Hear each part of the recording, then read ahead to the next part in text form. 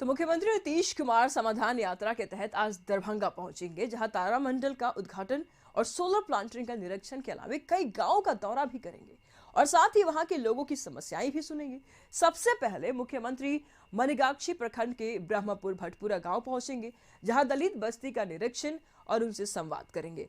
इसके बाद सीएम कदीराबाद पहुंचेंगे, जहां वो फ्लोटिंग सोलर प्लांट का निरीक्षण करेंगे। इस पर तमाम जानकारी के लिए हमारे संपादक अशोक मिश्र जी जुड़ चुके हैं। क्या कुछ जानकारी सामने आ रही है अशोक जी? यहाँ पर मुख्यमंत्री नीतीश कुमार समाधान यात्रा के तहत दरभंगा पहुंचने वाले हैं। आज के क्या कुछ कार्यक्रम है अशोक जी, और किन किन गांवों में ये पहुंचेंगे?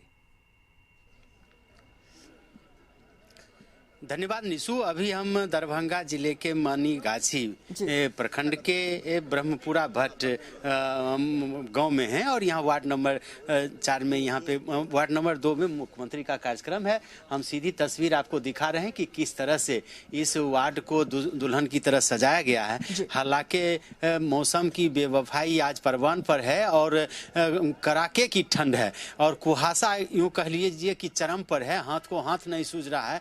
इसलिए हम अपने दर्शकों को जो तस्वीर भी दिखा रहे हैं उसमें कहीं न कहीं आपको दिख रहा है कि तस्वीर कुछ न कुछ धुंधली आ रही है, लेकिन इन सब के बावजूद मुख्यमंत्री के आगमन को लेकर के यहाँ व्यापक रूप से तैयारी की जा रही है और इस पंचायत के इस वार्ड में मुख्यमंत्री यहाँ आएंगे, यहाँ के लोगों से मिलेंगे। 10:10 पर मुख्यमंत्री नीतीश कुमार जी के यहाँ आने का कार्यक्रम है और फिर यहाँ वो सरकार द्वारा जो भी योजनाएं हैं चलाई जा रही हैं उन योजनाओं का क्या ज़मीनी हकीकत है उसको वो देखेंगे, यहाँ के लोगों से मिलेंगे और फिर यहाँ से फिर वापस दरभंगा की ओर लौटेंगे, जहाँ पे तारामंडल का आज उद्घाटन है। तो ये मिथिलांचल को एक बड़ी सौगात आज मुख्यमंत्री देंगे। सोलर प्लांट का उद्घाटन है, फिर अन्य जगहों पर भी जाएंगे। तो ये कह सकते हैं कि मुख्यमंत्री का यह आज का जो शेड्यूल है, आज का जो कार्यक्रम है वो काफ़ी व्यस्त है और मुख्यमंत्री से मिलने के लिए, इनको देखने के लिए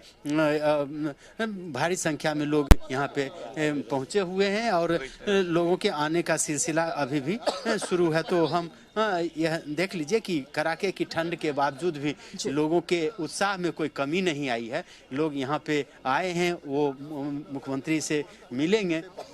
और यहाँ देखिए ये ग्रामीण इलाका है और ग्रामीण इलाके में सबसे बड़ी बात है कि मिथिला की जो अपनी पहचान रही है, पान, माछ, मखान, ये मिथिला की संस्कृति रही है। देखिए मुख्यमंत्री को भेंट करने के लिए लोगों गुलदस्ता यहाँ पे लाए हैं, चादर लाए हैं, जो एक मिथिला की संस्कृति है। सीएम आपके यहाँ आ रहे हैं। जी ये ऐतिहासिक प्रोग्राम है हम लोगों के लिए और गरीब गुरबा के बीच में आ रहे हैं। लोगों की समस्या का समाधान होगा। बहुत सारी योजनाएं जो नीतीश कुमार जी के समय में चल रहा है अभी पूरे देश के अंदर, बिहार के अंदर, लोग बहुत ही उत्साहित हैं। पूरे दरभंगा का लोग पलक पावड़ा बिछाए हुए हैं उनके स्वागत के लिए। यहाँ से लेके कोरलपट्टी तक लोगों की भीड़ लगी हुई है, गाड़ी का जमावड़ा लगा हुआ है। जैसे लगता है कि मानो एक नया कुंभ मेला आ गया है, वैसे ही माननीय मुख्यमंत्री जी के लिए लोग देखने के लिए उत्साहित हैं। कड़ाके की ठंड में सीएम पहुंच रहे हैं कि इस सुदूर ग्रामीण इलाके में, क्या कहेंगे? इस ग्रामीण इलाके के लोगों का, खास करके दरभंगा जिला के लोगों का, कि दिली इच्छा थी कि माननीय मुख्यमंत्री समाधान यात्रा के दौरान हमारे यहाँ आवे और जितने भी पिछड़े हैं, दलित हैं, वंचित हैं, अकलियत हैं, सारे के सारे लोग आज यहाँ पर दरभंगा की सीमा पर हम लोग हैं भटपुरा गांव में, और यहाँ से लेकर के सुदूर होरलपट्टी, हायाघाट प्रखंड के होरलपट्टी पंचायत तक जितने भी आम लोग हैं, बिहार के लोग हैं, सभी सड़क पर उनके अभिनंदन के लिए तैयार हैं, खड़े हैं और लोग काफ़ी जश्न मना रहे हैं इस ठंडी में भी, इस कुहासा में भी। और उनके चारों तरफ उनके विकास का डंका बज रहा है, उनके नाम का जयकारा हो रहा है। हम लोग बहुत ही खुश हैं, बहुत ही एंजॉय कर रहे हैं कि माननीय बिहार के मुख्यमंत्री हम लोगों के बीच में आ रहे हैं।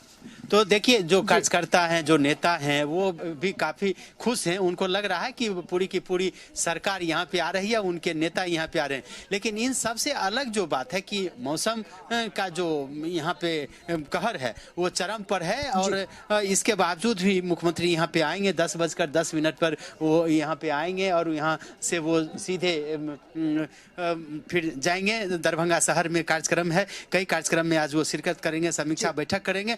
लेकिन लेकिन जो मिथिला की संस्कृति है, मैंने कहा कि जो मिथिला की संस्कृति है उस संस्कृति के अनुरूप मुख्यमंत्री के स्वागत की तैयारी की जा रही है। यानी कि आपने देखा होगा तस्वीरों में कि किस तरह से रंगोली बनाई जा रही है, फिर माछ, पान, मखान, इन सारी चीज़ों को लाया गया है जो मुख्यमंत्री को भेंट किया जाएगा।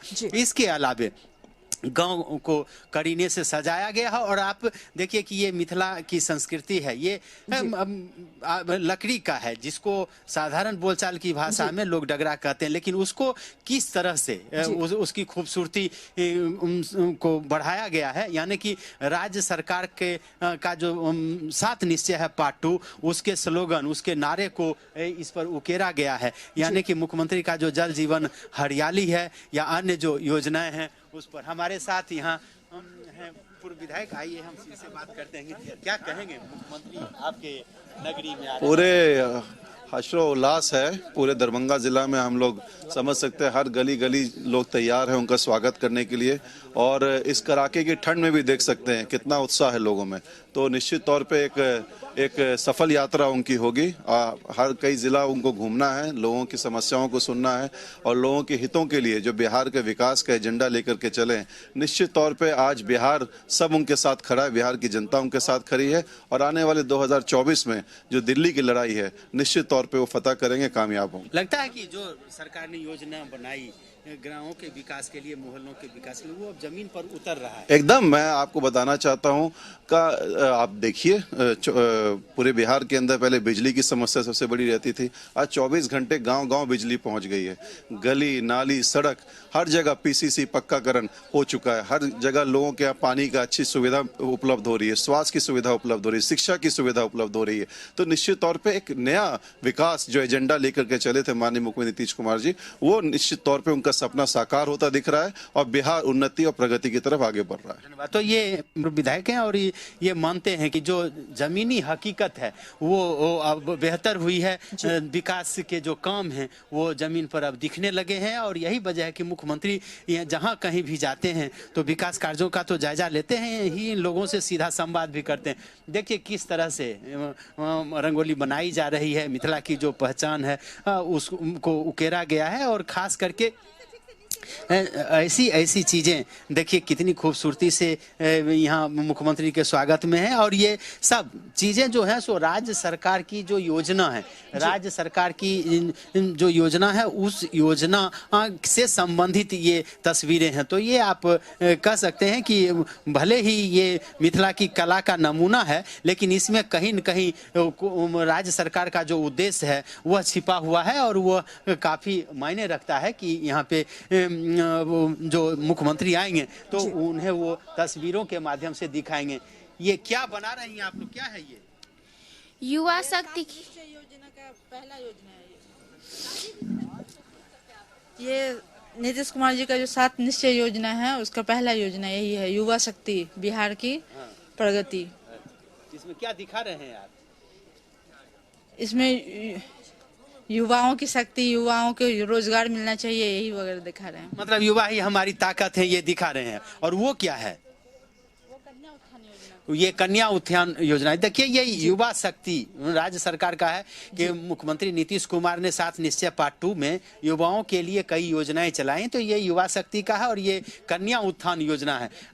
आधी आबादी के लिए भी नीतीश ने काफी कुछ काम किया है और उसी का परिणाम है कि आज स्कूलों में लड़कियों की संख्या काफी ज्यादा है। और खास करके अब आप अगर पुलिस भर्ती की बात करें तो वहाँ 50% से ज्यादा आधी आबादी अब सिपाही बन चुकी हैं। तो इस तरह से महिलाओं के उत्थान के लिए मुख्यमंत्री ने कई काम किए हैं और उसको तस्वीरों के माध्यम से उकेरा जा रहा है, उसको तस्वीरों के माध्यम से दिखाने की कोशिश की जा रही है कि राज्य सरकार की जो योजना है वह योजना किस तरह से अब साकार रूप ले रही है। हमने कल भी दिखाया था आपको जो किस तरह से आंगनबाड़ी जो केंद्र हैं उस केंद्र को भी सलीके से अब सजाया जा रहा है, आंगनबाड़ी केंद्र को भी बेहतर तरीके से खूबसूरत बनाया जा रहा है और वहाँ जो बच्चियाँ आती हैं पढ़ने के लिए वो क्या उनके उत्थान के लिए, उनके विकास के लिए कई